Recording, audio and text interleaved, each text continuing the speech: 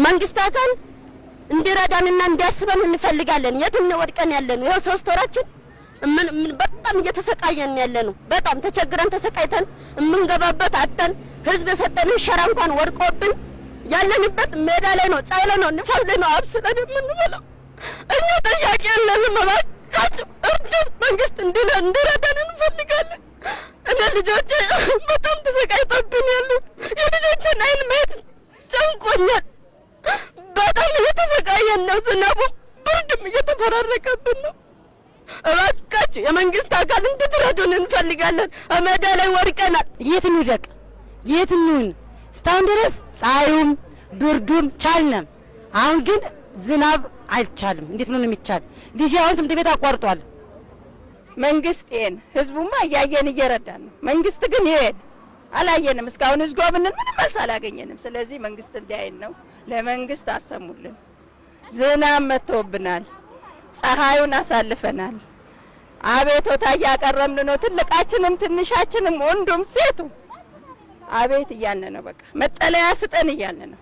ኦሮሚያ ፕሬዚዳንት ቢሮ ሄደናል። በተለያዩ ሴክተር መስሪያ ቤቶች መለከታቸዋል ባልናቸው መስሪያ ቤቶች በሙሉ ሄደናል። ነገር ግን እንደ ለገጣፎ ለገዳዲ ምንም አይነት ቅሬታ ሰሚ ሆነ የኛን ጉዳይ የሚመለከትልን አካል እስካሁን ድረስ አላገኘንም።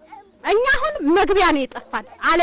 አለቀስነን በሽተኛ ነው። አካል ጉዳተኞች አሉ፣ እዛ መምጣት ማይችሉ መናገር ማይችሉ አሉ፣ አይነ ስውር አለ። እኛ አሁን በኢትዮጵያ አምላክ ነው የምንለምነው። ዶክተር አብይ ነው አሁን ዛሬ መለመን የመጣን። የተፈናቀሉትን እንትን እያልን ነው ይላል። ግን እኛ መጥቶም አንድ የመንግስት አካል እስካሁን የጠየቀን የለም። 4 ወራችን ነው አሁን። እኛ አሁን ራቡም ብርዱም ፀሐዩም አሁን ደግሞ የምታየው ክረምት ነው። በጣም በዛብን። ተጨቁንና ታፍንና ያለ ነው። እኛ ዜጎች አይደለንም ወይ?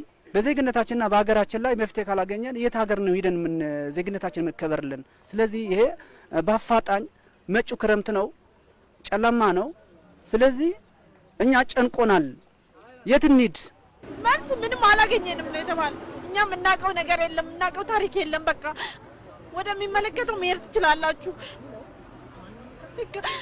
ስለዚህ ከዚህ በላይ መናገር አልችልም። በቃ አይምሮዬ በጣም ነው ደግሞ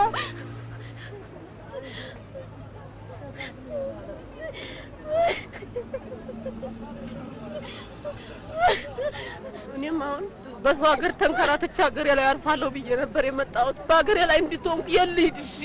ነገ ደስ 2 ልጅ ወልጄ አሳድጊያለሁ። አንዷን አዲስ አበባ ወልጄ ትቻት እናት እያለች በሰው ሀገር ተሰድጄ ለልጄ ልብስ ሳልገዛላት መጥቼ ማረፊያ ማጣት፣ በሀገር ላይ ማረፊያ ማጣት ማለት ምን ማለት ነው? ከላይ አንስተን እስከታይ ድረስ ወጣን ወረን 4 ወራችን ምንም መፍትሄ ስናጣ መፍትሄ ለማግኘት መፍትሄ ይሰጠናል ብለን ወደ ጠቅላይ ሚኒስትሩ ቢሮ መተን ነበረ።